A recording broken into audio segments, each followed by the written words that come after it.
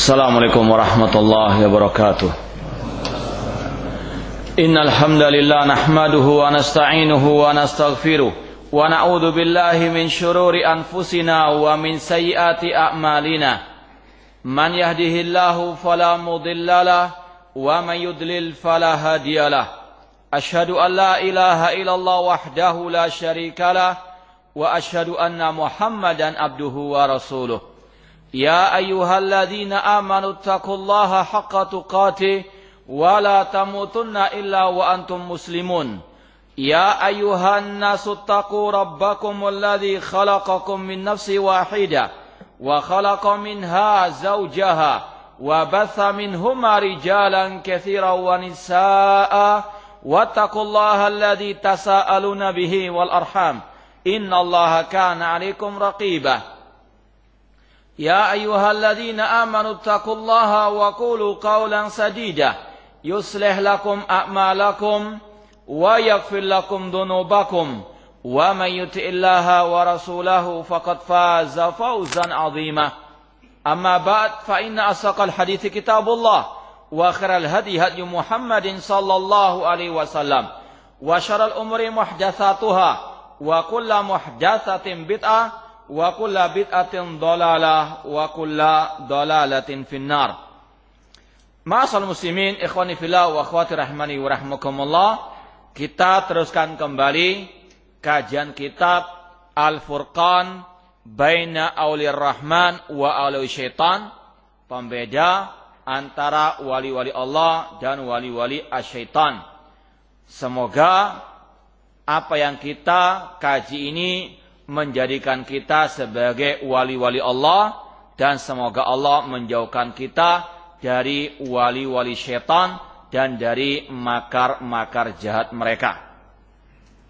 Sekarang kita sampai kepada bab wal haqiqatu haqiqatud din. Hakikat sebenarnya adalah hakikat agama Allah Subhanahu wa taala.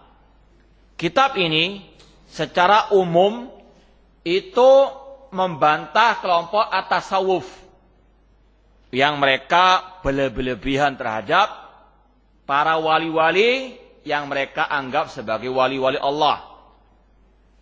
Dan dalam bab ini Syekhul Islam mengatakan intinya itu tidak ada hakikat kecuali hakikat agama Allah. Sebagaimana tidak ada tarekat kecuali tarekat agama Allah. Tidak ada syariat kecuali syariat agama Allah yang dibawa oleh Nabi Muhammad SAW. Karena mereka kelompok tasawuf membagi agama ini menjadi 4 tingkatan kata mereka. Syariat, tarekat, hakikat, dan makrifat. Ini semuanya adalah apa? Hasil rekayasa hawa nafsu mereka untuk diantaranya membodohi umat mereka. Mengatakan kalau sudah tingkat marifat tidak adalah kewajiban bagi mereka yang tingkat marifat, salat, zakat, puasa itu bagi mereka tidak ada kewajiban melaksanakannya. Naudzubillah min dzalik. Makanya Syekhul Islam Ibnu Taimiyah mengatakan hakikat sebenarnya adalah hakikat agama Allah, bukan hakikat menurut kaum tasawuf, kaum sufi. Kata beliau, hakikat yang sebenarnya adalah hakikat agama Allah, yaitu agama al-Islam. Yang itu adalah mattafaqu alaihal anbiya wal mursalun. Apa itu agama Allah? Yaitu agama Islam yang dibawa oleh semua para nabi dan para rasul. Jadi agama semua para nabi, para rasul adalah agama Islam. Cuma di sini perlu kita sampaikan, Islam atau agama Islam itu ada 2 maknanya. Makna secara umum dan Islam maknanya secara khusus. Islam secara umum sebagaimana yang didefinisikan oleh Syekhul Islam Muhammad bin Abdul Wahhab rahimahullah dalam kitab beliau Al-Usulus Salasah atau salah satu usul. Beliau mengatakan al-Islam huwal istislamu lillahi bitauhid wal inqiyadu lahu bitta'ah wal bara'atu minasyirki wa ahlihi. Islam adalah menyerahkan diri kepada Allah dengan mentauhidkannya. Ini intisari Islam, at-tauhid, mengesahkan Allah dalam ibadah. Wal inqiyadu lahu bitta'ah, tunduk patuh kepada Allah dengan mentaati perintahnya. Dan yang ketiga, al-bara'atu minasyirki wa ahlihi, berlepas diri dari kesyirikan dan orang-orang yang berbuat kesyirikan. Inilah pondasi Islam, tauhid, taat, dan berlepas diri daripada kesyirikan dan orang yang berbuat kesyirikan. Inilah makna Islam secara umum yang dibawa oleh semua para nabi dan para rasul. Adapun Islam yang bermakna khusus yaitu maja'a bihi an-Nabi Muhammadun sallallahu alaihi wasallam. Adapun Islam secara khusus adalah ajaran Nabi Muhammad sallallahu alaihi wasallam yang merupakan khatamun nabiyyin, penutup para nabi. Di sini Syekhul Islam menyatakan tidak ada hakikat kecuali hakikat agama Allah, yaitu secara umum yang dibawa oleh para nabi dan para rasul. Wa in kana likullin minhum syir'atun atau syir'atan wa minhaj atau syir'atun wa minhajun. Meskipun semua para nabi itu syariatnya berbeda-beda. Sekali lagi, intisari agama mereka satu, at-tauhid, ya. Namun syariat para nabi, para rasul berbeda-beda. Allah berfirman, "Likullin ja'alna minkum syir'atan wa minhaja." Surat Al-Maidah ayat 48. Allah mengatakan setiap para nabi kami beri di antara mereka syariat dan jalan masing-masing. Ya, salatnya kita kaum muslimin dengan salatnya ahlul kitab berbeda. Contoh misalnya kata para ulama, kalau kita dibolehkan salat di mana saja kecuali kuburan dan toilet, ya. Itu yang tidak boleh kita salat di dalamnya. Adapun semua bumi ini kata Rasul, ju'ilat liyal ardu masjidan wa tahura. Adapun nabi sebelum Nabi Muhammad SAW itu peribadahannya khusus di tempat ibadah mereka, tidak di sembarang tempat. Ini adalah apa?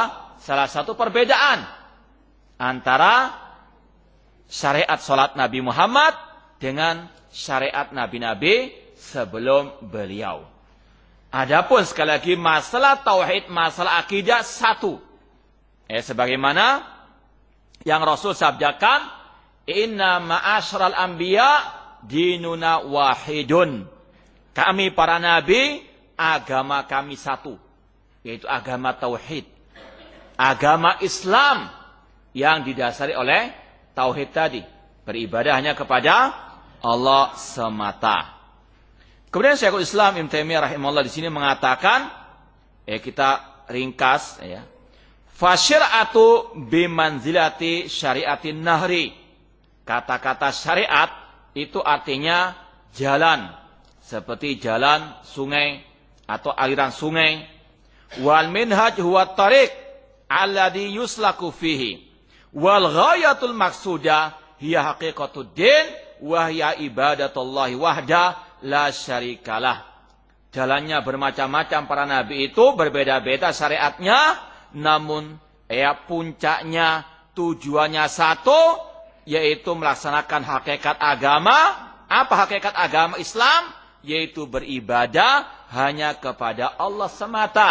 Ibadatullah wahda la syarikalah. Tidak ada nabi mengajarkan kesyirikan. Tidak ada nabi mengajarkan umatnya untuk menyembah makhluk. Baik menyembah malaikat, baik menyembah bintang, baik menyembah mereka sendiri, atau menyembah para wali, tidak ada. Semua para nabi, para rasul sepakat untuk menyeru umatnya beribadahnya kepada Allah semata. Seperti yang Allah firmankan dalam surat An-Nahl ayat 36.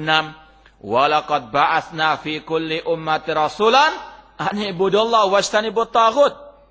Sungguh kami telah mengutus kepada setiap umat seorang rasul. Seruannya sama, an ibudullah, sembahlah Allah saja dan tinggalkanlah apa? Sesembahan selain Allah Subhanahu wa taala. Nabi Isa contohnya.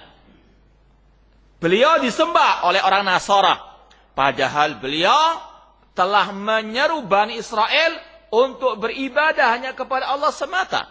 Allah berfirman, laqad kafara alladziina qalu innallaha huwal masih ibnu Maryam. Sungguh kafir orang yang menjadikan Nabi Isa sebagai sesembahan atau yang mengatakan Allah adalah Isa bin Maryam. Wa qala al-masihu ya bani Israil a'budullaha rabbi wa rabbakum. Nabi Isa mengatakan, wahai Bani Israel, sembahlah Allah, Rabbku dan Rabb kalian. Kemudian beliau mengatakan, innahum man yusyrik billah, faqad harramallahu alil jannah, wa ma'wahun nar, wa malid dhalimina min ansar. Sesungguhnya barang siapa berbuat syirik kepada Allah, menyembah kepada selain Allah, maka Allah haramkan surga baginya, dan tempatnya adalah api neraka. Ini adalah apa? Seruan para nabi dan para rasul semuanya sepakat untuk menyeru kepada Islam yang satu, yaitu beribadah hanya kepada Allah semata. Ya, inilah Islam yang asli, ya. Islam yang dibangun di atas at-tauhid. Namun kalau ada yang menyeru Islam namun menyembah kepada selain Allah, minta-minta kepada wali yang telah mati atau kepada kuburan keramat atau kepada makhluk yang lain, maka ini adalah Islam jadi-jadian. Ya, sekarang ini merek Islam luar biasa. Ya, ada Islam Nusantara, ya, ada Islam Al-Qaeda, Islam ISIS, Islam Gavatar, apalagi bermacam-macam. Ya, mereknya sama Islam, namun harus antum teliti. Islam yang mana dulu? Islam ala Rasul dan para sahabat atau yang menyimpang darinya? Tidak ada Islam yang benar kecuali Islam ala Rasul dan para sahabat Rasul, seperti yang Rasul sabdakan, ma'an alaihi wa ashab, yang selamat, yang benar, yang mengikuti aku kata Rasul dan yang mengikuti para sahabatku. Kemudian kata beliau, wa ya haqiqatu dinil Islam, beribadah hanya kepada Allah semata, itu adalah hakikat agama Islam. Islam yang murni, yang bersih, yang asli. Fa'inal Islam huwa an yastaslimal abdulillahi rabbil alamin. Islam adalah menyerahkan diri kepada Allah Rabb semesta alam, wala yastaslim li ghairihi, dan tidak menyerahkan diri kepada selain Allah Subhanahu wa taala. Fa man istaslama li ghairi kana musyrikan, barang siapa yang menyerahkan hatinya bergantung kepada selain Allah, maka dia telah berbuat syirik. La wallahu la yaghfiru an yushraka bihi, dan Allah tidak mengampuni orang yang berbuat kesyirikan. Kemudian kata beliau, wa dinul Islam huwa dinul awwalina wal akhirin minan nabiyina wal mursalin. Agama Islam itu adalah agama para nabi sejak yang pertama sampai yang terakhir. Dalilnya apa? Banyak sekali di sini dibawakan. Surat Ali Imran, wa may yabtaghi ghairal islami dinan falan yuqbala min. Barang siapa yang mencari agama selain Islam, maka ia tidak diterima darinya. Ayat ini amun fi kulli zamanin wa makan. Umum mencakup segala waktu dan tempat. Kemudian beliau sebutkan di sini Nuh, Ibrahim, Yakub, Al-Asbat, wa Musa, wa Isa, wal Hawariyun, kulluhum dinuhum al-Islam.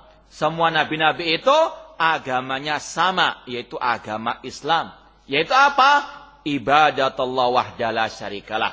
Inilah Islam yang tadi bermakna umum, yaitu beribadah hanya kepada Allah semata. Dalil tentang Nuh itu beragama Islam, lihat surat Yunus ayat 71 sampai 72. Yang intinya di situ Nabi Nuh berkata, wa umirtu an akuna minal muslimin. Aku diperintahkan untuk menjadi muslimin. Ya.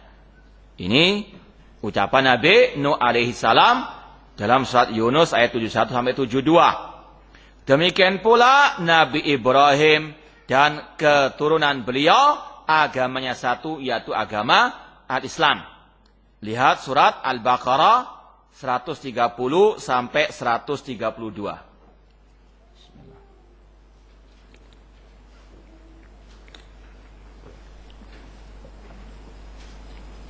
Di situ Allah berfirman, "Id qala lahu rabbuhu aslim, qala aslamtu lirabbil alamin." Ingatlah ketika Rabb berfirman kepada Nabi Ibrahim, "Islamlah." Maka Nabi Ibrahim mengatakan, "Aslamtu, aku Islam." Ya. Qala aslamtu lirabbil alamin. Aku menyerahkan diri kepada Rabbil alamin. Kemudian Allah mengatakan, wa wassa biha Ibrahimu banihi wa Yaqub, ya baniya innallaha astafa lakumuddin fala tamutunna illa wa antum muslimun. Dan ingatlah ketika Nabi Ibrahim berwasiat kepada anak-anaknya, kepada Nabi Yaqub, beliau mengatakan, wahai anak-anakku, sesungguhnya Allah memilih kalian agama ini, maka jangan kalian mati kecuali dalam keadaan muslimun, beragama Islam, menyerahkan diri kepada Allah dengan mentauhidkannya. Demikian pula surat Yunus ayat 84 tentang agama Islamnya Nabi Musa. Nabi Musa berkata, wa qala Musa ya qaumi in kuntum amantum billah fa alaihi tawakkalu in kuntum muslimin. Dan Nabi Musa berkata, wahai kaumku, jika kalian beriman kepada Allah, maka bertawakallah hanya kepadanya jika kalian muslimin. Ini sekali lagi, agama semua para anbiya, para nabi, para rasul adalah agama Islam yang dibangun di atas at-tauhid, mengesahkan Allah dalam al-ibadah. Kemudian di sini disampaikan bab selanjutnya, ya. Wa qad ittafaqa salaful ummah wa a'immatuha wa sairu awliya'illahi ta'ala ala annal anbiya afdal minal awliya. Setelah kita tahu agama para nabi itu satu, yaitu agama Islam, wajib di sini kita meyakini sebagaimana yang disepakati oleh para salaful ummah, para salafus saleh, bahwasanya para nabi itu lebih mulia daripada para wali. Ya. Ini bab juga ditujukan untuk membantah kelompok tasawuf yang sudah pernah kita sampaikan dahulu. Kelompok tasawuf itu kalau bisa dikatakan 11-12 dengan Syiah Rafidah. Kelompok tasawuf mereka punya keyakinan para wali lebih afdal daripada para nabi. Dalam bait syair mereka mengatakan, maqamun nubuwah fi barzakhin fuwaikar rasuli wa dunal wali. Kedudukan para nabi, kenabian di alam barzakh itu lebih tinggi dari para rasul. Rasul, nabi. Para wali di atas sana. Fuwaikar rasuli wa dunal wali. Demikian pula mereka mengatakan, khutnal balal khidam wa qafal anbiya bisahirihi. Kami para wali itu telah menyelami samudra, sedangkan para nabi masih di pantainya, pinggir tepi laut saja. Ya. Mereka mengatakan kalau para nabi itu mengambil agama wahyu Allah lewat perantara Jibril. Namun kalau wali, mereka mengatakan haddatsani qalbi an rabbi. Hatiku menceritakan langsung dari Rabbku, dapat pangsit, wangsit, ilham ataupun apapun namanya, Maka mereka mengatakan wali lebih tinggi derajatnya dari para nabi. Makanya kalau ada orang-orang seperti ini, antum kasih 1000 hadis yang sahih, nggak mempan. Kenapa? Nabi masih di bawah apa? Wali. Ya, maka jangan heran. Ya, dan inilah doktrin mereka. Untuk apa? Membodohi umat. Ya, kalau sudah dapat wangsit kan nggak tahu buktinya apa wangsit itu. Ya, saya dapat wangsit, kamu harus apa? Saya nikahi. Padahal apa? Nggak ada. Itu bisikan asyaitan. Ya, ini sekali lagi apa? Ya, yang harus dipahami oleh kaum muslimin. Bahwasanya para nabi lebih mulia dari para wali. Tidak mungkin orang itu jadi wali kecuali mengikuti ajaran nabi.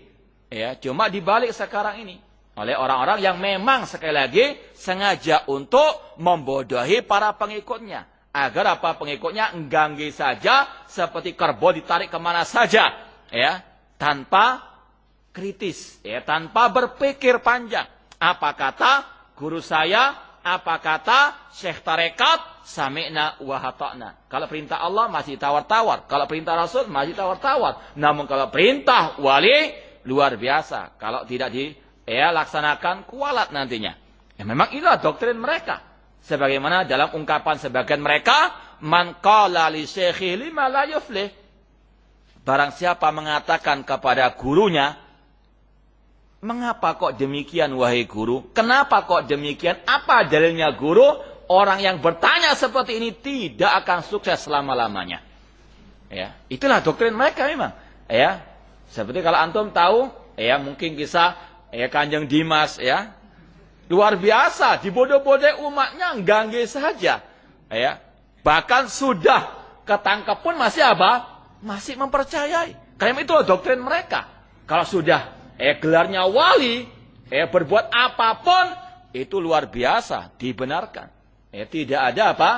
Apa dalilnya? Kenapa demikian? Tidak boleh. Haram itu hukumnya. Sekali lagi, ini yang harus apa dipahami oleh kaum muslimin agar tidak terus-menerus dibodohi oleh orang-orang yang mengaku-ngaku sebagai para wali-wali tersebut. Kemudian kata beliau, ala anal anbiya afdal minal awliya alladina laysu bi anbiya. Sepakat para salafus saleh, para imam-imam ahli sunnah, bahkan semua para wali Allah sepakat mengatakan para nabi lebih mulia, afdal daripada para wali. Namun ini berbeda dengan akidah tasawuf atau akidah kaum Syiah Rafidah. Seperti yang kita nukil dari ucapan Al-Khumaini dalam kitab Al-Hukumah Islamiyah, dia mengatakan wa min darurati madhabina a'immatina maqaman la yablughu malakun muqarrabun wala nabiyyun mursalun. Di antara akidah kami orang Syiah Rafidah, kata Khumaini laknatullah alaih, bahwasanya kami memiliki imam-imam yang memiliki kedudukan yang tidak bisa digapai oleh malaikat Jibril yang dekat dengan Allah atau oleh Nabi Muhammad yang diutus oleh Allah Subhanahu wa taala. Itu keyakinan Syiah Rafidah, mengatakan para imam mereka lebih mulia dari para malaikat, dari para nabi dan para rasul. Naudzubillah min dzalik. Ya, sekali lagi, hati-hati. Ini adalah apa? Dua jaring-jaring asyaitan. Wa qad rattaballahu ibadahu su'ada al-muna'am alaihim arba'a maratib. Allah Subhanahu wa taala telah menjelaskan tingkatan para hamba-hambanya. Di dalam surat An-Nisa 69 Allah berfirman, "Wa may yuti'illaha war rasulah fa ulaika ma'al ladzina an'ama Allahu 'alaihim minan nabiyyina wasiddiqina wasyuhada'i wassalihin wa hasuna ulaika rafiqa." Barang siapa taat kepada Allah dan Rasul, maka mereka bersama orang-orang yang Allah berikan nikmat atas mereka dari kalangan para nabi, siddiqin, syuhada, dan salihin. Di dalam ayat ini Allah menyebutkan pertama kali tingkatan siapa? Tingkatan siapa? An-nabiyyin. Setelah para nabi, para siddiqin, di antaranya Abu Bakar As-Siddiq. Asyuhada, di antaranya Umar bin Khattab, Utsman bin Affan, Ali bin Abi Thalib, ala syuhada, dan salihin, para wali-wali Allah Subhanahu wa taala. Sekali lagi dalam ayat ini Allah menyebutkan tingkatan pertama wali Allah adalah apa? Para al-anbiya. Tolong jamaah agak merapat ke depan, biar ada jamaah yang terlambat mungkin bisa menepati. Naam, tafassahu yafsahillahu lakum. Berlapang-lapang dalam majelis kata Allah, semoga Allah melapangkan urusan kalian.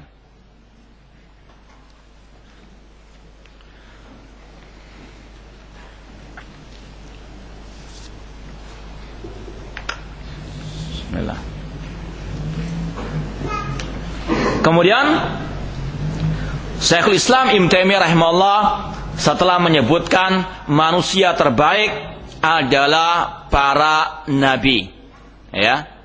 Kemudian beliau mengatakan afdalul umam ummatu Muhammadin sallallahu alaihi wasallam, dan sebaik-baik umat adalah umat Nabi Muhammad sallallahu alaihi wasallam berdasarkan firman Allah surat Ali Imran ayat 110, kuntum khaira ummatin ukhrijat linnas.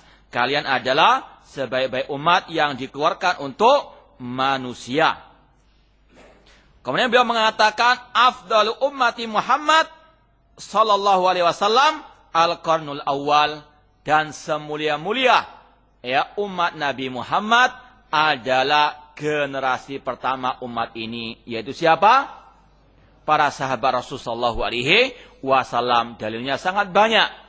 Di sini disebutkan ayat hadis Sahih Bukhari dan Muslim, khairun nasi qarni. Sebaik-baik manusia adalah generasiku. Summa ladina yalunahum. Kemudian yang setelah mereka para tabi'in. Summa ladina yalunahum. Kemudian yang setelah mereka para tabi'in. Ini adalah apa? Semulia-mulia umat Islam kata Rasul adalah para sahabat beliau. Kalau mau kita kupas tuntas panjang lebar ayat-ayatnya, hadis-hadisnya. Kalau antum mau lihat surat atau ayat yang 100 wasabiqunal awwalun. Kemudian surat Al-Fatah ayat 29 Muhammad Rasulullah walladina ma'ahu. Pujian-pujian Allah yang luar biasa kepada para sahabat Ar-Rasul sallallahu alaihi wasallam. Laqad radhiyallahu anil mu'minin id yubayyunaka tahta syajarah. Sungguh Allah ridha kepada para sahabat yang membayatmu wahai Nabi Muhammad di bawah sebuah pohon. Luar biasa pujian Allah dan Rasul terhadap para sahabat. Inilah keyakinan Ahlussunnah wal Jamaah bahwasanya para sahabat manusia terbaik setelah para nabi dan para rasul. Disebutkan di sini hadisnya di antaranya la tasubbu ashabi. Dalam Sahih Bukhari Muslim juga dari sahabat Rasul SAW mengatakan, jangan kalian mencaci maki para sahabatku, fawalladzi nafsi biyadihi lau anfaqa ahadukum misla uhudin dahaban ma balagha mudda ahadin wala nasifa. Demi Allah yang jiwaku ada di tangannya, seandainya salah seorang di antara kalian menginfakkan satu gunung Uhud emas, tidak akan menyamai satu mud dari sedekah para sahabat ataupun separuhnya. Itulah keutamaan para sahabat yang tidak ada yang menyamainya, karena mereka yang menemani Rasul berjuang mati-matian untuk menegakkan agama Allah Subhanahu wa taala. Kalau ayatnya tadi sudah kita sampaikan Al-Fatah ayat 29, demikian pula surat At-Taubah 110, di sini juga disampaikan surat Al-Hadid ayat yang ke-10. Kalau kita tambahkan lagi surat Al-Hasyr ayat 8 sampai 9, Al-Hasyr ayat 8 sampai 9. Itu semuanya menunjukkan akan kemuliaan para sahabat Ar-Rasul sallallahu alaihi wasallam. Ini adalah keyakinan Ahlussunnah wal Jamaah, orang-orang beriman yang berlainan dengan akidah Syiah Rafidah. Kalau Syiah Rafidah, mereka mengatakan manusia yang paling jelek di atas muka bumi ini adalah para sahabat Rasul SAW. Kata seorang ulama salaf yang bernama Asy-Sya'bi, beliau mengatakan orang Yahudi, orang Nasara lebih baik daripada Syiah Rafidah. Di antaranya dalam bab ini. Kalau orang Yahudi ditanya, siapa manusia terbaik? Maka mereka menjawab setelah para nabi tentunya, mereka akan menjawab sahabat-sahabatnya Nabi Musa. Kalau orang Nasara ditanya, Siapa yang lebih baik dari umat Nabi Isa? Maka mereka menjawab al-hawariyun. Sahabat-sahabatnya Nabi Isa. Namun coba tanya Syiah Rafidah, siapa manusia yang terjelek? Mereka menjawab sahabat Rasulullah SAW. Ya. Dalam kitab Usulul Kafi karangan Al-Kulaini dikatakan kanan nasu ahlar ridda ba'da wafat Rasul ila salasa. Semua manusia, para sahabat murtad sepeninggal Rasul kecuali 3 saja. Salman Al-Farisi, Al-Miqdad dan Abu Dzar radhiyallahu taala anhum jami'an. Ini yang mereka yakini, semua para sahabat murtad. Abu Bakar, Umar, Utsman dan semua para sahabat kecuali segelintir saja yang mereka ridhoi. Ya. Demikian pula tokoh mereka yang bernama Al-Majlisi mengatakan aqidatuna fit tabarru' annana natabarra' minal asnamil arba'. Di antara akidah kita dalam masalah al-bara', kita membenci, memusuhi, berlepas diri dari 4 berhala. Siapa 4 berhala menurut Syiah Rafidah? Abu Bakar, Umar, Utsman dan Muawiyah radhiyallahu taala anhum jami'an. Ya. Bahkan mereka mengucapkan dalam syahadat mereka yang kelima, asyhadu anna Abu Bakar wa Umar wa Utsman wa Aisyah wa Hafsah finnar. Mereka mengatakan, aku bersaksi bahwasanya Abu Bakar, Umar, Utsman, Aisyah dan Hafsah itu di neraka. Itulah sekali lagi bedanya agama Islam dengan agama Syiah Rafidah qatalahumullah. Kemudian di sini disampaikan oleh beliau, wa afdal sabiqin al-awwalin al-khulafa al-arba'ah. Semulia-mulia para sahabat adalah khulafa ar-rasyidun, Abu Bakar, Umar, Utsman dan Ali radhiyallahu taala anhum jami'an. Para sahabat semuanya manusia yang mulia. Namun dari yang mulia itu ada yang paling mulia. Sebagaimana para nabi, para rasul adalah manusia yang paling mulia. Namun dari yang mulia tersebut ada yang paling mulia, yaitu Nabi kita Muhammad sallallahu alaihi wasallam. Demikian pula waktu bulan Ramadan itu semuanya mulia, namun ada yang lebih mulia dari semua itu, yaitu di malam Lailatul Qadar. Ini intinya sekali lagi, semua sesuai dengan dalil. Kita mengatakan ini lebih mulia daripada ini harus berdasarkan ad-dalil. Sekarang kita tanya, kenapa kita mengatakan yang paling mulia dari para sahabat adalah khulafa ar-rasyidun? Yaitu sabda Rasul ketika ditanya, man ahabun nasi ilaika? Siapa orang yang paling engkau cintai wahai Rasulullah? Rasul menjawab Abu Bakar. Summan, kemudian siapa lagi? Umar, kemudian siapa lagi? Kemudian Utsman. Dan tentunya khulafa ar-rasyidun yang terakhir adalah al-khalifatur rasyid Ali bin Abi Thalib radhiyallahu taala anhu. Kemudian dikatakan di sini, wa hadha huwal ma'ruf 'anis sahabah wa tabi'in lahum bi ihsan wa aimatil ummah wa jamahiriha. Inilah yang sudah dikenal oleh para sahabat, para tabi'in dan para imam-imam ahli sunnah. Yang terbaik dari para sahabat adalah al-khulafa ar-rasyidun, Abu Bakar, Umar, Utsman dan Ali radhiyallahu taala anhum jami'an. Wa bil jumlah ittafaqat tawaifus sunnah wa syiah ala anna afdal hadil ummah ba'da nabiyha wahidun minal khulafa. Ahlus sunnah dan syiah sepakat ada yang terbaik dari 4 khulafa ar-rasyidin. Cuma bedanya, kalau syiah mengatakan yang terbaik siapa? Ali bin Abi Thalib. Ahlus sunnah mengatakan Abu Bakar As-Siddiq radhiyallahu ta'ala anhum jami'an. Wala yakunu min bari sahaba afdal minas sahaba. Tidak ada seorang pun yang setelah sahabat lebih baik dari para sahabat Rasul sallallahu alaihi wasallam. Wa afdalu awliya'illahi ta'ala a'dhamuhum ma'rifatan bima ja'a bir rasul wa tiba'an lahu.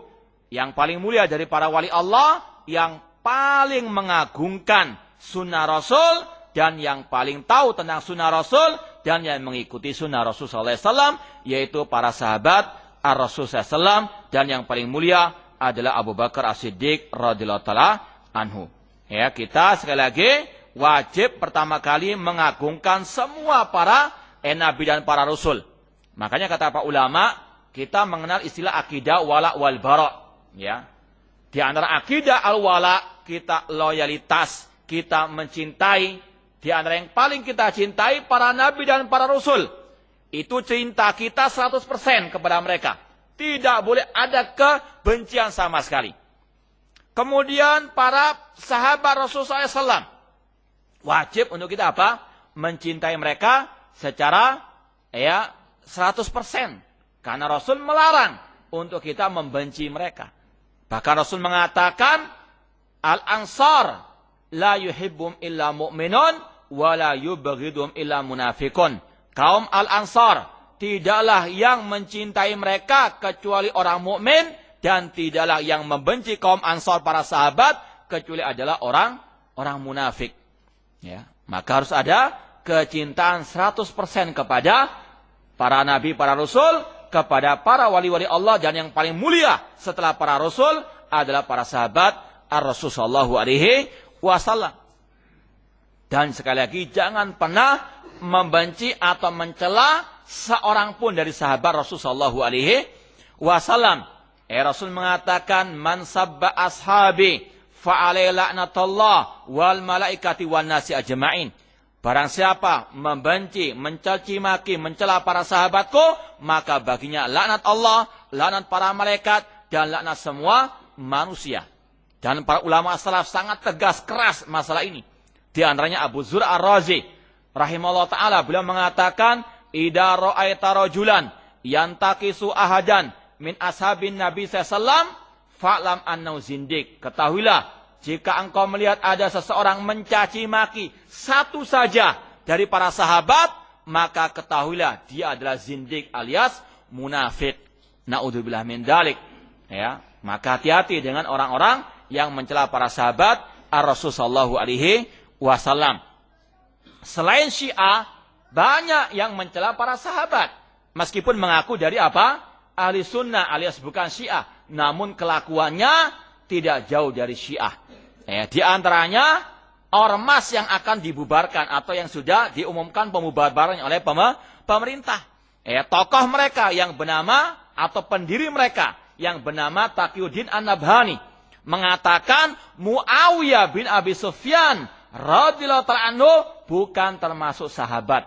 Ya. Ini adalah apa? Keyakinan kelompok Hizbut Tahrir mengatakan bahwasanya apa? Sahabat Muawiyah itu bukan sahabat Rasul sallallahu alaihi wasallam. Kata para ulama, ini lebih jahat daripada Syiah Rafidah. Kalau Syiah masih meyakini Muawiyah sebagai apa? Sahabat Rasul sallallahu alaihi wasallam. Namun mereka tidak. Ya, mereka mengeluarkan Muawiyah dari sahabat. Sebab utamanya karena mereka gagal paham, salah dalam mendefinisikan siapa sahabat Rasul. Ya, mereka mengatakan sahabat Rasul itu yang pernah berjumpa dengan Nabi, bersahabat dengan Nabi setahun atau 2 tahun, atau yang ikut perang bersama Nabi sekali atau 2 kali. Menurut mereka, Muawiyah tidak termasuk sahabat dengan definisi mereka tersebut.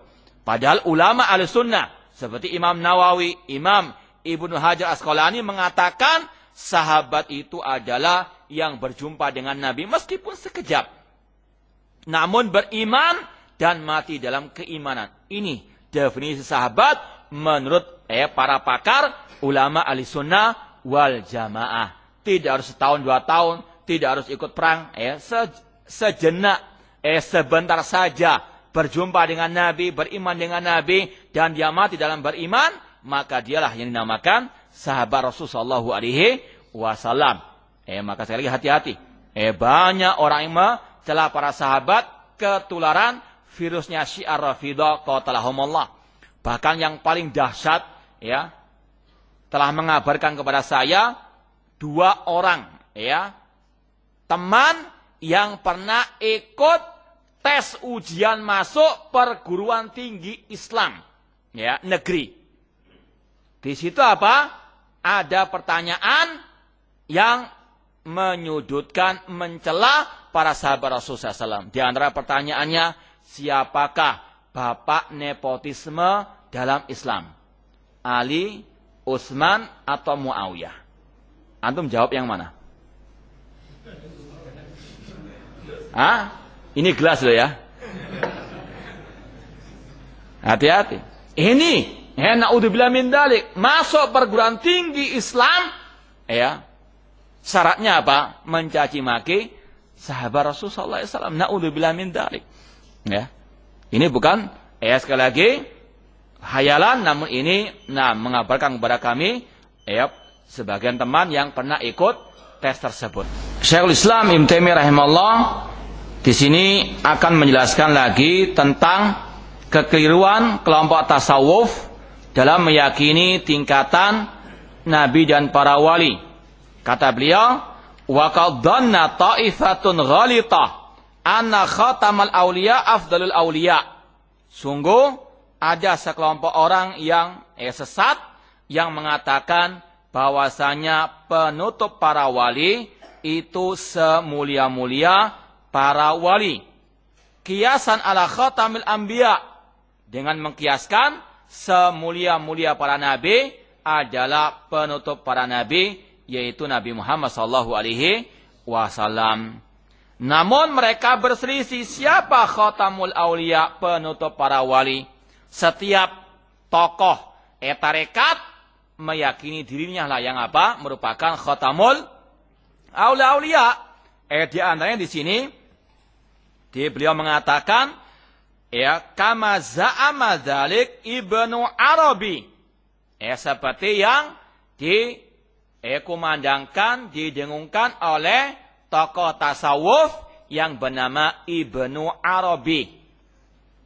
Enggak pakai alif lam. Sudah pernah kita sampaikan dulu, ada dua nama yang mirip, Ibnu Arabi tanpa alif lam. Ini tokoh sufi yang sesat dan menyesatkan.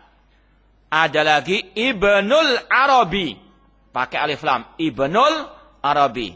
Ini ulama ahli sunnah dari mazhab al-Maliki.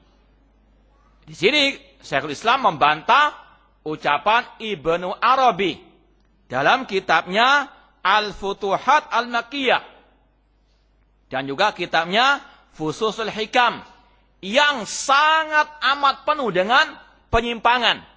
Di antaranya dalam kitab Fususul Hikam, dia mengatakan bahwasanya hakikat yang disembah oleh manusia itu hakikatnya adalah wujud Allah Subhanahu wa taala. Alias wahdatul wujud, manunggaling kaula Gusti. Kata mereka orang musyrikin ketika menyembah berhala, pada hakikatnya itu mereka menyembah Allah. Kenapa? Allah bersatu dengan semua alam semesta. Cuma kalian ini masih tingkatan syariat, wahai Wahabi. Kalian nggak memahami sebagaimana kata mereka. Fir'aun ketika mengatakan ana rabbukumul a'la, Fir'aun nggak salah karena Fir'aun tingkat ma'rifat, bersatu dengan Allah, yang mengatakan itu adalah Allah yang telah bersatu dengan Fir'aun. Yang salah Nabi Musa, dia masih belum tingkat ma'rifat, masih syariat.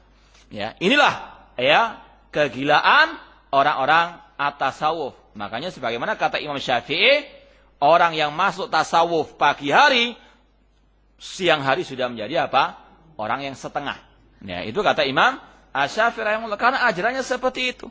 Di antaranya Ibnu Arabi mengatakan dirinya lah penutup para wali. Beliaulah manusia terbaik di antara semua para wali. Kalau anak buahnya, para pengikutnya nggangge saja, tanpa berpikir. Kalau dia lebih baik dari semua para wali, berarti lebih baik dari Abu Bakar, lebih baik dari Umar bin Khattab, dari Utsman bin Affan. Naudzubillah min dzalik. Namun inilah sekali lagi kebodohan, kejahilan umat yang banyak tidak disadari oleh mereka. Di antara sebabnya karena mereka tidak mempelajari Islam dengan dalilnya. Mereka mempelajari Islam lewat taklid, fanatik buta kepada apa kata gurunya. Kata Syekhul Islam Taimiyah rahimahullah, ucapan Ibnu Arabi yang mengatakan semulia-mulia para wali adalah khatamul aulia. Bahkan mereka mengatakan khatamul aulia lebih mulia daripada khatamul al-anbiya. Seperti yang kita sampaikan tadi. Mereka meyakini para wali lebih mulia daripada Nabi Muhammad SAW. Karena tadi, kalau Nabi mendapatkan wahyu masih lewat perantara. Kalau mereka langsung kepada Allah Subhanahu wa Ta'ala. Ya, yang mereka istilahkan dengan ilmu kasyaf, penyingkapan. Dan ini memang didengungkan oleh mereka. Pengalaman pribadi, waktu kita sekolah di SMA dulu, ada guru geografi, tapi sering buat syubhat. Dia mengatakan, tadi malam saya bersama guru saya melakukan kasyaf, ruangan digelapi, kemudian tiba-tiba langit tersingkap satu persatu. Sampai tembus ke langit yang ketujuh, bertemu dengan Allah Subhanahu wa Ta'ala. Allahu Akbar. Apa enggak gila orang kayak gini, ya kan? Ya. Makanya sering disampaikan dulu oleh orang-orang tua, nak, jangan belajar agama terlalu mendalam, nanti gila. Karena apa? Yang dipelajari seperti ini. Namun kalau belajar Al-Quran dan Sunnah dengan pemahaman para salafus saleh, tidak ada yang gila. Ada yang gila di antara antum? Alhamdulillah. Kalau gila belajar, Masya Allah ya. Cuma sekedar istilah saja. Namun intinya, inilah yang terjadi. Sungguh benar ucapan Imam Asy-Syafi'i rahimahullah ta'ala. Seperti di sini. Kalau antum baca di antara kitab Fususul Hikam, yang banyak dipelajari oleh sebagian kaum muslimin negeri kita. Padahal di dalamnya penuh dengan penyimpangan-penyimpangan dalam masalah akidah. Menyatakan adanya wahdatul wujud dan seterusnya. Di antaranya juga di sini mengatakan bahwasannya para wali lebih baik daripada para nabi. Penutup para wali lebih baik daripada penutup para nabi. Kata Syekhul Islam, ucapannya ini khalafas syara' wal akal, menyelisih syariat dan juga menyelisih akal sehat. Ma'a mukhalafati jami' anbiya'illahi ta'ala wa awliyaihi. Demikian pula pernyataan ini, keyakinan ini menyelisih semua para nabi dan semua para wali-wali Allah Subhanahu wa Ta'ala. Kama yuqalu liman qal, orang yang mengatakan para wali lebih baik daripada para nabi, itu seperti orang mengatakan atap ini jatuh dari bawah. Paham enggak? Nah, betul enggak? Kalau ana mengatakan atap ini jatuh dari bawah, betul enggak? Ya, itulah kata Syekhul Islam. Orang yang mengatakan para wali lebih baik daripada nabi, seperti orang mengatakan atap ini jatuh dari bawah. Akalnya sudah apa? Sudah apa? Sudah setengah tadi. Nah, itulah agama at-tasawuf dan juga syiar Rafidah, la akla walal Quran, kata beliau. Tidak berakal dan juga tidak berdasarkan Al-Quran. Contoh ada buku yang sangat bagus, judulnya As-Sufiyah fi Hadramut. Kelompok tasawuf di Hadramut, yang merupakan markahnya tasawuf yang banyak menularkan di Indonesia ini. Dan itulah sejarah awal masuk Indonesia dari sana. Makanya masih banyak bau-bau tasawuf. Di dalam kitab As-Sufiyah fi Hadramut ada kisah yang sebetulnya memprihatinkan. Cuma inilah memang ajaran mereka, la akal wala Quran. Tidak ada akal, tidak ada Al-Qur'annya sama sekali. Ada cerita seorang wali Allah katanya di sana didatangi seorang tamu.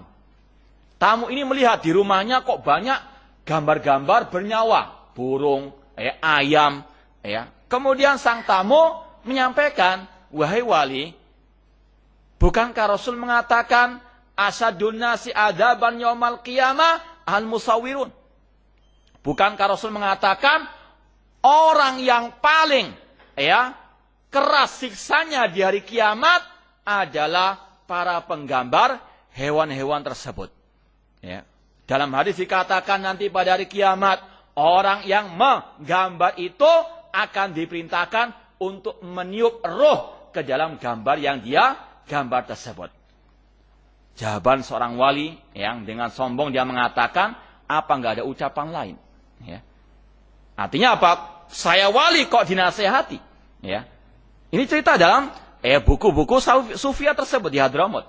Kemudian sang wali mengatakan, coba lihat, aku akan meniup ayam dan gambar burung tersebut. Ketika ditiup, langsung terbang burung tersebut dan langsung muncul ayam yang betulan. Ya, luar biasa. Artinya apa? Ini adalah para penentang hadis Rasul, ini istihza kepada Rasul. Ya. Dan mereka yakini para wali bisa menghidupkan gambar yang mati menjadi ayam betulan. Kalau seperti ini jadi jeragan ayam. Ya. Gambar ditiup jadi ayam. Malu. Ya, kalah peternak itu. Ya kan? Namun ini diyakini oleh mereka. Makanya Syekhul Islam dan para ulama mengatakan la din wala akal. Ya, mereka tidak beragama dan mereka juga tidak tidak berakal. Ya, sekali lagi kisah-kisah ini bukan sekedar dongeng begitu saja, namun itu keyakinan mereka. Para wali bahkan lebih daripada Allah Subhanahu wa taala. Ya, bahkan contoh yang konkret, orang-orang itu kalau disuruh bersumpah dengan nama Allah, meskipun dusta, mereka berani. Demi Allah, saya dulu kulaannya sekian dan sekian. Berani mereka. Coba kalau disuruh sumpah dengan Abdul Qadir Jailani, nggak mau, nggak berani mereka kalau berdusta, kualat. Ya, namun kalau dengan Allah sangat amat berani. Kenapa? Hati mereka lebih mengagungkan para wali-wali itu daripada Allah Subhanahu wa taala. Makanya dakwah para nabi dan para rasul itu sangat luar biasa, membangun umat dari bawah, dari tauhid. Kalau tauhidnya rusak, sudah tidak ada agama, tidak ada akal sama sekali. Ya, naudzubillah min dzalik. Kemudian Syekhul Islam Ibnu Taimiyah rahimahullah menyebutkan di sini tentang keutamaan Nabi Muhammad SAW. Rasul mengatakan, ana sayyidu waladi Adam, akulah tuannya anak Adam. Artinya Rasul manusia yang terbaik dari semua para rasul dan dari semua manusia secara mutlak. Ya, tidak ada yang lebih mulia daripada Nabi Muhammad SAW. Namun itulah sekali lagi bedanya agama Islam, ajaran Islam dengan ajaran Syiah Rafidhah dan juga ajaran tasawuf tadi. Kemudian wa hadza bi khilafil auliya fa inna kullama balagha risalatu Muhammad sallallahu la yakunu waliyan lillah illa bi tiba Muhammad sallallahu alaihi wasallam. Tidak mungkin orang itu menjadi para wali Allah kecuali mengikuti ajaran Nabi Muhammad sallallahu alaihi wasallam. Kemudian kata beliau, wa manidda'a anna minal auliya alladzina balagathum risalatu Muhammad man lahu tariqun ila Allah la yahtaj fihi ila Muhammad sallallahu fahada kafirun mulhidun. Barang siapa yang meyakini, mengaku-ngaku ada para wali yang telah sampai kepadanya hujah Nabi Muhammad, namun dia mengatakan punya jalan lain selain jalannya Nabi Muhammad kepada Allah Subhanahu wa taala, maka orang itu kafir, mulhid, ateis. Ya. Makanya ulama Ahlussunnah ketika mengarang 10 pembatal keislaman, di antaranya anna man za'ama anna ahadan yajuzul khuruj an syariati Muhammad sallallahu kama kharaja Khidir ala Musa faqad kafara. Ulama sepakat mengatakan barang siapa meyakini ada seseorang boleh keluar dari syariat Nabi Muhammad sebagaimana Nabi Khidir keluar dari syariat Nabi Musa, maka orang yang meyakini seperti ini telah kafir. Karena apa? Ya, tidak mengakui risalah Nabi Muhammad sallallahu alaihi wasallam. Makanya Nabi Muhammad mengatakan, "Walladzi nafsi biyadihi la yasma'u bi ahadun min hadhil ummah yahudiyan aw nasraniyan summa yamut wa lam yu'min billadzi ursiltu bi illa kana min ashabin nar." Demi Allah yang ada, demi Allah yang jiwaku ada di tangannya, tidaklah seorang pun dari umat ini, baik Yahudi ataupun Nasrani, yang mendengar tentang diriku, kemudian dia mati dan tidak beriman denganku, kecuali dia termasuk penghuni api neraka. Maka ini sekali lagi bantahan kepada mereka-mereka yang mengaku-ngaku kalau sudah tingkat ma'rifat tidak wajib mengikuti Nabi Muhammad SAW.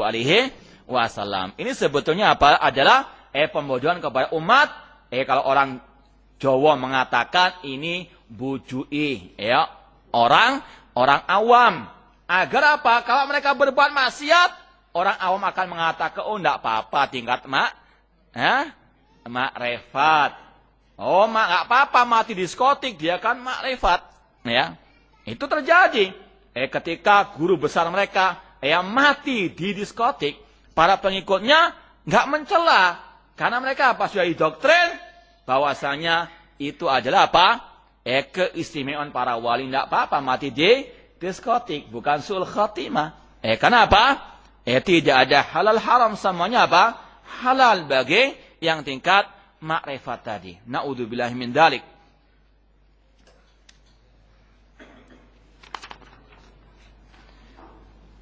Ya, sebetulnya masih panjang. Diteruskan atau soal jawab?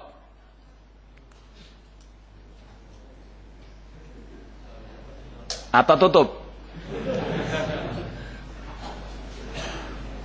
Ya, kita buka soal jawab. Wallahu ta'ala a'lam.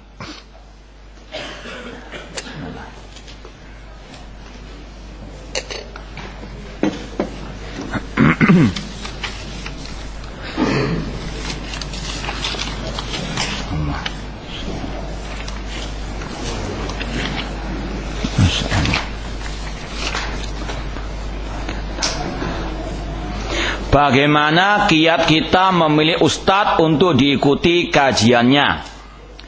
Yang pertama, harus betul-betul kita tahu ustadz tersebut berkompeten dalam bidangnya. Ya, kita tahu latar belakang keilmuannya. Ya, jangan sampai ada ustadz yang nggak jelas alias GJ ya. Dari mana belajarnya, tiba-tiba muncul mengaku sebagai dai salafi, sudah nggak bisa bahasa Arab, kemudian apa? Menerangkan kitab-kitab yang luar biasa besarnya, dan ini terjadi, ada ustadz ngaku salafi, nggak bisa bahasa Arab, namun kalau ngajar di majelis itu kitabnya setumpuk seperti ini, Sahih Bukhari, Sahih Muslim, Sunan Abi Dawud dan seterusnya, namun terjemahan. Ya. Itu ada, nggak tahu di sini ada atau enggak, di Surabaya ada. Gimana mereka atau orang ini mau menjelaskan Sahih Bukhari tanpa apa? Penjelasan para ulama. Bahkan lebih parah dari itu, terkadang sok meminter bahasa Arab. Namun kalau orang itu bisa bahasa Arab, tertawa mendengarnya. Contoh ada kaset ceramahnya ketika kita diperdengarkan, dia ingin menunjukkan kepada jamaah kalau dia juga bisa bahasa Arab. Dia menerangkan masalah jilbab. Jilbab itu bahasa Arabnya al-khimar. Namun kalau keledai, kata dia, itu al-himar. Apa bedanya? Yang satu ada alif panjang, yang satu tidak ada. Padahal apa? Bedanya apa? Al-khimar dengan himar. Ha, kha. Tapi kalau dia apa? Alifnya yang beda. Ini kan menunjukkan apa? Kebodohannya, cuma pura-pura bisa bahasa Arab. Ini berbahaya. Bahkan sempat dia mengatakan, sempat menghebohkan. Jamaah kita, memang yang sebutnya, kalau kita mau kasar yang bodoh itu jamaah kita. Sudah tahu ustadznya bodoh, kok masih apa? Diikutin, didatangi majelisnya. Memang yang ruwet, memang apa? Kadang apa? Jamaah kita sendiri. Nggak tahu itu ustaz salafi atau bukan, dipanggil. Yang penting apa? Berjenggot. Untung nggak ketemu Usama bin Laden. Ini karena apa? Memang yang ruwet diantaranya jamaah kita sendiri. Cari sensasi. Wah, bosan dengan ustaz salafi, cari yang haroki. Na'udzubillah min dzalik. Ini terjadi. Ustadz ini sempat mengatakan orang yang nggak sholat berjamaah di masjid kafir. Jamaah heboh. Wah, berarti apa? Kafir semua yang nggak sholat berjamaah di masjid. Ketika ditanya apa dalilnya, bawa ucapan sahabat Abdullah bin Mas'ud radhiyallahu anhu dalam Sunan Abi Dawud, dalam Sahih Muslim, dia baca terjemahannya. Abdul Mas'ud mengatakan, man taraka salatal jamaah faqad taraka sunanal huda wa man taraka sunanal huda faqad kafar. Barang siapa meninggalkan salat berjamaah, maka dia telah meninggalkan sunnah Rasul, dan barang siapa meninggalkan sunnah Rasul, maka dia kafir. Itu memang ucapan Abdul Mas'ud. Cuma karena apa? Hanya terjemahan letterlek seperti itu. Dia mengatakan seperti tadi. Nggak melihat syarah ulama. Karena syarahnya dalam bahasa Arab. Ketika kita baca syarah ulama Imam Nawawi, semuanya mengatakan kufrun duna kufrin, kufur kecil. Ya. Ini akibatnya apa? Seperti teroris nanti. Ketika nggak membaca tafsir ulama salaf, mengatakan yang tidak berhukum dengan Allah kafir murtad, wajib dibom. Ya. Ini bahaya. Semua apa? Karena kejahilan. Ini yang pertama, harus antum tahu. Ustadz itu berkomponen dalam bidangnya atau tidak. Apa latar belakang pendidikannya. Kemudian kalau misalnya kita nggak bisa meneliti langsung, tanya kepada ustadz yang memang apa kita yakini dia di atas ahli ilmu. Kemudian harus kita pahami apa ciri-ciri dai-dai salafi sejati, dai-dai ahlussunnah wal jamaah lewat kitab-kitab akidah para ulama salaf. Di antaranya kalau ada dai yang tidak mau dakwah tauhid, yang tidak mau memeningkan dakwah tauhid, mengesahkan Allah dalam ibadah, ini dai yang apa? Tidak boleh kita datangi majelisnya, karena ini menyelisihi dakwah para nabi dan para rasul. Dakwanya hanyalah akhlak, fikih, terus nggak mau bicara masalah akidah sama sekali. Bahkan mungkin mencela yang mendakwahi umat kepada tauhid, mengatakan dakwah tauhid memecah belah umat dan sebagainya. Maka ini adalah dai-dai penyesat umat. Atau kalau kita mendengar ada dai memprovokasi massa untuk membenci penguasa, pemimpin kaum muslimin, mencaci maki pemimpin kaum muslimin, bahkan mengajak orang untuk revolusi, kudeta, ini adalah dai-dai khawarij. Meskipun namanya apa? Salafi 1000 kuadrat misalnya. Jangan percaya dengan nama atau sekedar gelar. Lihat hakikat akidahnya, ilmunya dan manhajnya. Wallahu ta'ala alam. Apa perbedaan Syiah Rafidhah dengan Syiah yang ada di Indonesia? Sami rawon. Tidak ada bedanya. Syiah Indonesia itu berafiliasi kepada Syiah Rafidhah di Iran. Syiah di Indonesia sama Syiah Rafidhah. Kalau menurut Syekh Abdul Aziz bin Baz, kulluhum kuffar. Mereka adalah orang-orang kafir munafikun. Semoga pemerintah kita melarang ajaran Syiah Rafidhah, sebagaimana negeri tetangga kita Malaysia melarang mereka, karena mereka musuh dalam selimut. Syiah Rafidhah lebih berbahaya daripada kelompok ISIS. Kalau kita mau hitung-hitungan, berapa sih korban ISIS dibandingkan korban Syiah Rafidhah? Contoh, Rafidhah Syiah Nusairyah qatalahumullah. Ini adalah sekali lagi kelompok yang paling berbahaya dalam sejarah Islam dan kaum muslimin. Mulai tahun diantaranya 317 Hijriah, kelompok Syiah Qaramitah, ketika mereka punya daulah negara di Mesir yang namanya negara Fatimiyah, mereka mengutus pasukan untuk membantai kaum muslimin yang sedang haji di kota Mekah. Dihabisi dari semua arah sampai di Masjid Al-Haram. Ketika kaum muslimin tawaf tanggal 8 Zulhijjah tahun 317 Hijriah, mereka membantai kaum muslimin yang sedang tawaf, kemudian membuang jasad kaum muslimin di sumur Zam-Zam. Kemudian mereka mencungkil Hajar Aswad, dan tokoh mereka yang bernama Abu Thahir alias Abu Najis mengatakan, Aina Allah, di mana Allah, menantang Allah Subhanahu wa taala. Aina tairan ababil, mana itu burung ababil. Ini dikisahkan oleh Al-Imam Ibnu Katsir dalam kitab sejarah beliau Al-Bidayah wan Nihayah. Sekali lagi, pemerintah kita doakan semoga betul-betul memahami hakikat Syiah yang sangat berbahaya bagi NKRI, bahkan lebih daripada organisasi yang akan dibubarkan ini.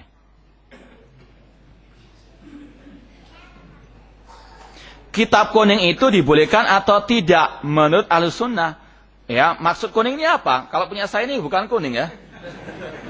Bisa lah diwarnai kuning bisa. Ya, bukan itu. Ya, ini juga kertas kuning. Ya, yang penting isinya bukan warnanya.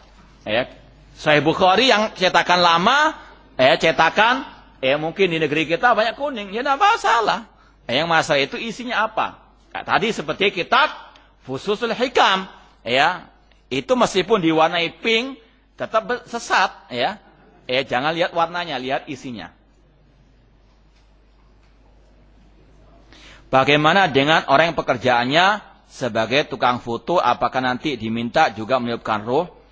Wallahu a'lam, kalau foto ini berlainan dengan langsung gambar, ya, melukis. Syekh Muhammad bin Utsaimin berpendapat kalau foto itu seperti fotokopi, ya, dia nggak mengarang yang baru, nggak meniru, itu memang hasil apa? Buku itu sendiri. Beda dengan orang itu melukis, ini seolah-olah apa? Menandingi Allah Subhanahu wa taala. Wallahu taala alam. Namun kalau ragu, dak ma yaribuk ila ma la yaribuk. Tinggalkan yang tidak meragukan. Ya, atau mungkin seperti fotografer, ya. Terkadang apa? Atau pelukis, pelukis orang. Ada yang memang spesialis saya menggambar wajah orang. Gimana sekarang profesinya setelah dia tahu sunnah, masih banyak yang bisa dilukis. Lukis masjid, ngelukis pemandangan, daripada apa nanti di azab yang sangat pedih di hari kiamat kelak. Apakah zaman Nabi ada tasawuf? Tidak ada. Tasawuf muncul itu pada zaman Imam Asy-Syafi'i rahimahullah ta'ala. Di antaranya ucapan beliau ketika beliau meninggalkan negeri Baghdad, beliau mengatakan, aku melihat sebagian orang beribadah kepada Allah dengan nyanyian. Ini kata para ulama, awal munculnya kelompok tasawuf. Makanya seandainya tasawuf itu muncul pada zaman para sahabat, akan banyak istilah-istilah tasawuf dalam hadis Rasulullah SAW, atau paling tidak contoh Imam Syafi'i akan mengikuti ajaran tasawuf, namun sebaliknya Imam Syafi'i mencela ajaran tasawuf tersebut. Apalagi dengan perinciannya tadi yang banyak penyimpangannya. Kelompok terbesar Islam di negara kita menganggap bahwa dakwah sunnah adalah Wahabi yang sama dengan Khawarij yang harus dibubarkan. Kita katakan, kalau kita mau menantang mereka, siapa yang terdepan membantah kelompok teroris, membantah kelompok Khawarij dengan cara ilmiah, dakwah sunnah atau dakwah mereka, Bahkan contoh yang paling konkret, ada ulama yang kata mereka Wahabi, itu alhamdulillah didatangkan oleh pemerintah kita Indonesia untuk menasihati para terpidana teroris di penjara-penjara, yaitu Syekh Ali bin Hasan Al-Halabi, yang setiap insya Allah akan datang pada Syawal, diundang oleh Syekh Ali bin Abi Thalib untuk mengisi daurah di Batu, Jawa Timur. Itu menurut mereka ulama Wahabi, namun luar biasa jasanya dalam apa? Membentengi umat dari bahaya kelompok teroris. Kita sendiri alhamdulillah, saya pribadi ini sekedar wa amma bi ni'mati rabbika fahadits, sering mengadakan safari dakwah dalam rangka apa? Menanggulangi terorisme dan radikalisme bersama kalau pernah di NTB bersama Bapak Kapolda, demikian pula di Lamongan bersama Bapak Bupati di sana. Alhamdulillah kita dakwah salafiyah termasuk yang terdepan dalam menanggulangi terorisme dan radikalisme, dalam membantah terorisme radikalisme dalam majalah kita, dalam buku-buku kita, dalam kajian-kajian kita. Kalau kita mau menantang mereka, tunjukkan mana yang paling banyak, yang paling terdepan dalam membantah kelompok teroris. Adapun mereka hanya sekedar apa? Sampingan saja. Ini sekali lagi tuduhan dustanya mereka kepada kita. Memang itulah kebiasaan ahli bidah, suka apa? Membuat kedustaan. Kaburat kalimatan takhruju min afwahihim iyaquluna illa kadzibah.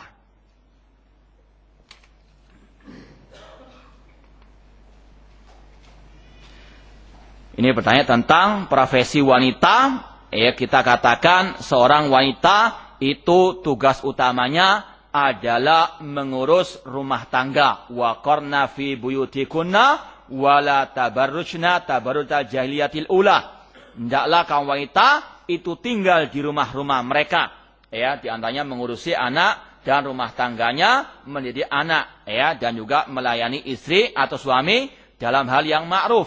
Ya, kalau mereka keluar, maka banyak rumah tangga yang berantakan karena kedua-duanya keluar. Tidak ada yang ngurusi anak. Anak menjadi ya nakal, ya masuk ke lingkungan yang hitam. Di antara karenanya apa? Banyak ibu-ibu, wanita-wanita karir yang tidak memperhatikan pendidikan anak-anak mereka. Makanya dalam Islam, wanita dimuliakan dengan mereka dijaga dalam rumah mereka. Banyak tugas dalam rumah yang lebih mulia daripada mereka keluar bekerja. Ya, apalagi banyak sekali perselingkuhan karena apa? Tadi satu kantor kita bisa bayangkan, ya, satu orang, ya, kepala sekretarisnya perempuan dalam satu ruangan yang tertutup. Syaitan tentunya yang apa? Yang ketiga membisikkan. Maka naudzubillah min dzalik. Ya, maka sekali lagi sungguh Islam sangat memuliakan wanita dengan mereka apa? Mengurus rumah tangga mereka, anak mereka. Makanya seorang penyair mengatakan al-ummu madrasatun ida a'dataha a'data sya'ban thayyibal a'raqi. Ya, bahwasanya ibu adalah sekolah pertama bagi anak-anak. Jika engkau mempersiapkan ibu tersebut, maka engkau telah mempersiapkan generasi yang sangat luar biasa.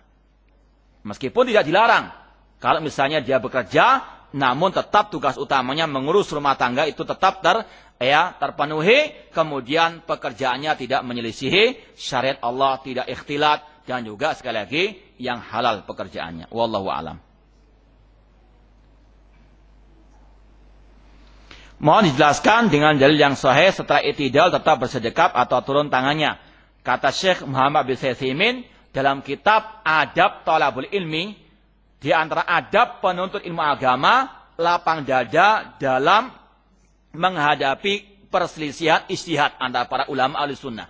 Di antaranya kata beliau di antara masalah ijtihad yaitu masalah ini. Setelah i'tidal sami Allahu liman hamidah, apakah kita sedekap atau melepaskan kedua tangan kita? Ini masalah ijtihad. Silahkan pilih salah satu yang kita anggap itu lebih rajih. Karena memang tidak ada penjelas atau hadis yang sharih yang jelas tentang hal itu, maka ulama berijtihad. Wallahu a'lam.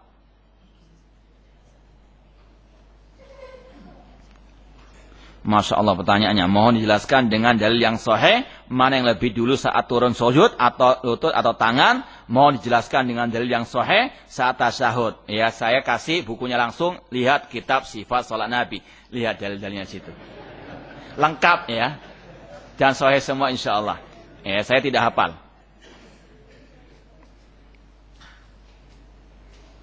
Bagaimana caranya memberi nasihat kepada teman atau saudara yang mengikuti sufi tasawuf, bahwa sufi tasawuf tersebut tidak benar. Ya, sampaikan tadi tentang masalah ucapan para ulama dengan bukti-buktinya tadi kepada teman Anda, atau sampaikan ceramah tadi kepada teman Anda. Ya, atau Anda cari referensi lain yang lebih bisa dia terima lewat buku yang mungkin agak simpel, majalah atau makalah. Ya, yang penting di situ disebutkan bukti-buktinya. Tugas kita hanya menyampaikan wa ma alaina ilal bala, hidayah taufik di tangan Allah Subhanahu wa taala.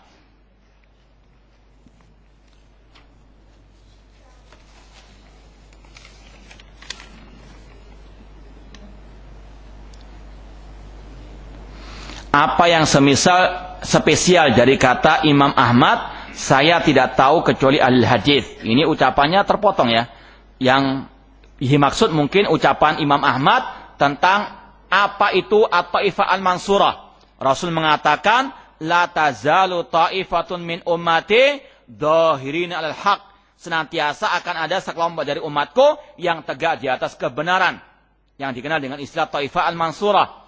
Imam Ahmad mengatakan, ilam takun at-taifatul mansurah 'alal hadis fala adri manhum.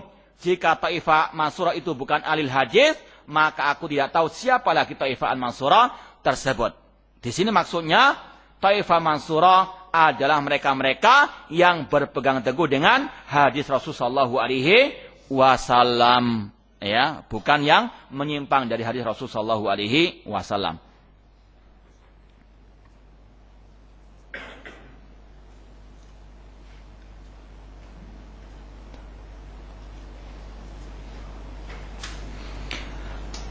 Di dalam kitab Usdul Ghaba, benarkah Muawiyah dicela? Ini alasan Ustadz Muzakir Sulu yang pernah dibaiat sama Khomeini tapi tidak mengatakan atau tidak mau dituduh Syiah. Ya. Kita katakan seandainya ada, wallah alam kita belum pernah menemukan, seandainya ada ulama mencela Muawiyah, maka kita katakan kullun yu'khad min qauli wa yutrak ila Rasulullah SAW. Setiap orang bisa diambil ucapannya, bisa ditinggalkan kecuali siapa? Ar-Rasul SAW. Rasul memuji Muawiyah. Rasul mendoakan Muawiyah. Allahumma ja'alhu hadiyan mahdiyah. Ya Allah, jadikan Muawiyah orang yang memberi petunjuk dan yang diberi petunjuk. Beliau Muawiyah termasuk yang berjasa dalam menulis Al-Quran di zaman di hadapan Rasulullah SAW. Intinya sekali lagi, kalaupun ada yang mencela dari ulama, ucapannya tertolak. Bahwasanya Muawiyah adalah sahabat Rasulullah SAW.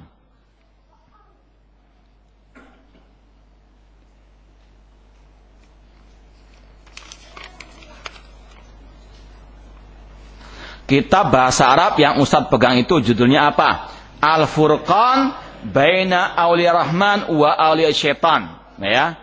Ini kalau mau lihat. Sudah? Al-Furqan baina auliya Rahman wa auliya Syaitan. Alhamdulillah, kalau di Surabaya kita sudah pernah menghatamkan, mengajarkan kitab ini. Bagaimana dengan kitab Al-Hikam? Ibn Athaillah sama. Ini buku-buku tasawuf, referensi tasawuf.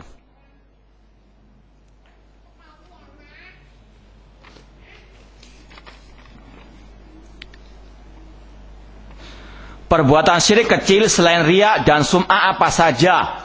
Kata para ulama, di antaranya bersumpah dengan selain nama Allah, mengatakan demi Nabi. Selama dia tidak meyakini Nabi itu mendatangkan manfaat madarat, hanya sekedar ucapan di lisan, ikut-ikutan orang bersumpah dengan nama Nabi, ini syirik kecil. Karena Rasul mengatakan, man halafa bighairillahi faqad asyraka. Barang siapa yang bersumpah dengan selain nama Allah, maka dia telah berbuat syirik. Demikian pula ucapan, seandainya bukan karena dirimu, aku tidak akan selamat misalnya. Ini juga apa? Syirik kecil kata para ulama. Demikian pula mengatakan seandainya bukan karena dokter saya tidak sembuh. Ini juga syirku al-asghar. Demikian pula pakai jimat. Namun sekedar apa? Ikut-ikutan. Bukan meyakini ini bisa mendatangkan manfaat ataupun madarat. Ini syirkun asghar. Syirik kecil. Wallahu a'lam. Apakah beda takdir dengan qadar? Qadar dengan takdir itu, kalau qadar bahasa Arab, takdir bahasa Indonesia. Ini maksudnya apa? Mungkin kalau yang dimaksud adalah ucapan. Ada seorang dai yang mengatakan beda takdir dengan qadar, yaitu dalam artian kalau takdir atau qadar itu tidak ada kaitan dengan kehendak Allah Subhanahu wa taala. Ini adalah ucapan batil yang sesat dalam masalah apa? Iman kepada takdir. Semua yang terjadi dengan kehendak Allah Subhanahu wa taala. Wa ma tasyauna illa an yasyaallah Rabbul alamin. Tidaklah mereka berkehendak kecuali Allah juga apa? Berkehendak. Imam Syafi'i mengatakan dalam bait-bait syairnya, "Masyita kana wa illam asya, wa masyitu illam tasya lam yakun." Ya Allah, apa yang engkau kehendaki pasti terjadi meskipun aku enggak menghendaki. Kalau aku menghendaki, namun engkau ya Allah tidak menghendaki, tidak akan terjadi. Ini akidah Ahlussunnah wal Jamaah. Kalau ada orang mengatakan ada perbuatan manusia yang tidak ada campur tangan Allah atau kehendak Allah, maka ini ucapan yang sesat dalam masalah apa? Takdir. Maka orang atau dai yang mengucapkan seperti ini wajib ditinggalkan.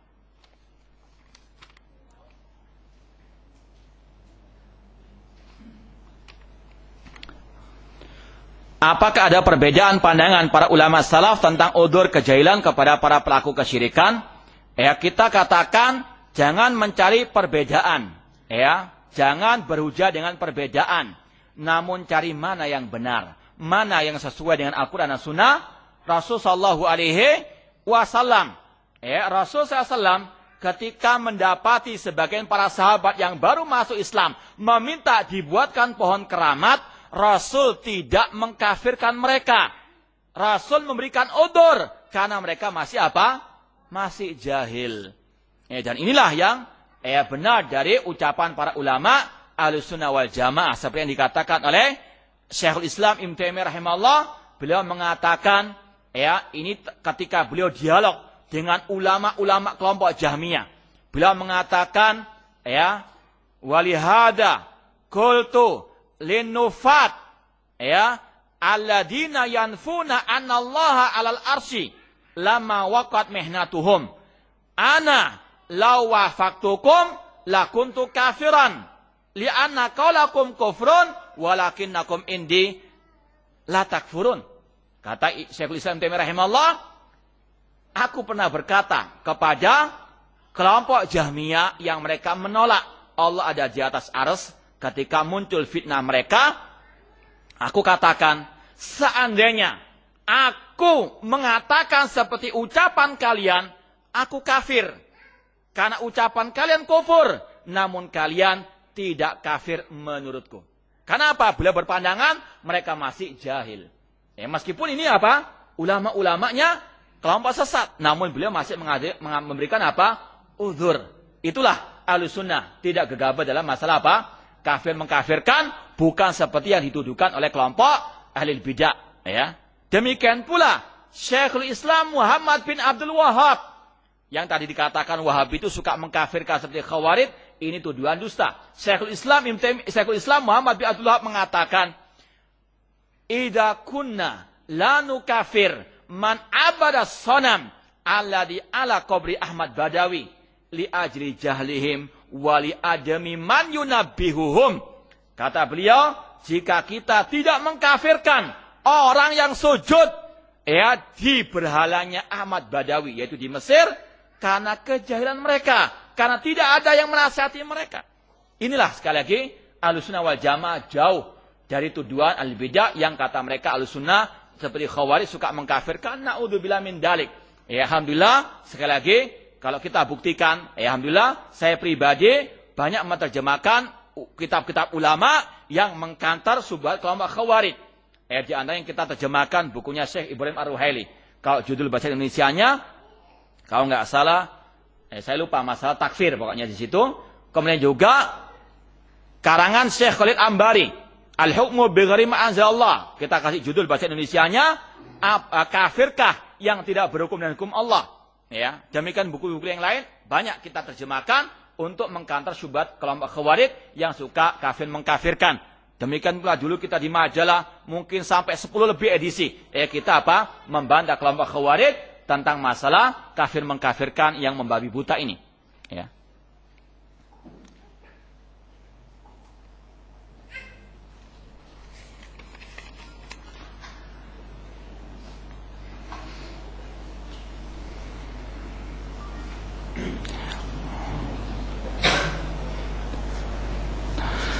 Di dalam keluarga kita banyak kegiatan seperti arisan yang menjadi silaturahmi. Namun di situ ada acara-acara seperti sholawatan dan yang lainnya. Apakah itu termasuk dalam sunnah? Kita katakan tidak ada.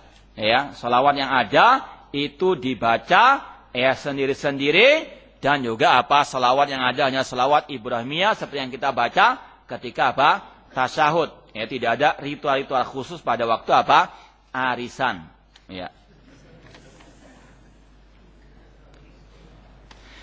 Saya rasa cukup sekian apa yang kita bisa sampaikan, yang kita kaji pada malam ini. Mudah-mudahan bermanfaat. Kalau ada pertanyaan yang belum kita jawab, ini karena kekurangan ilmu kita dan keterbatasan ilmu kita. Mohon maaf. Semoga Allah Subhanahu wa taala memberikan taufik dan hidayah kepada kita untuk kita berpegang teguh dengan sunnah dan pemahaman para salafus saleh sampai akhir hayat kita nanti. Aku qouli hada wa akhiru da'wana Alhamdulillahirabbil alamin. Wassalamualaikum warahmatullahi wabarakatuh. Baik, sampai sini para hadirin maka Allah Subhanahu wa taala, wallahu taala alam. Subhanakallahumma bihamdika asyhadu an la ilaha illa anta astaghfiruka wa atubu ilaik. Walhamdulillahirabbil alamin. Assalamualaikum warahmatullahi wabarakatuh.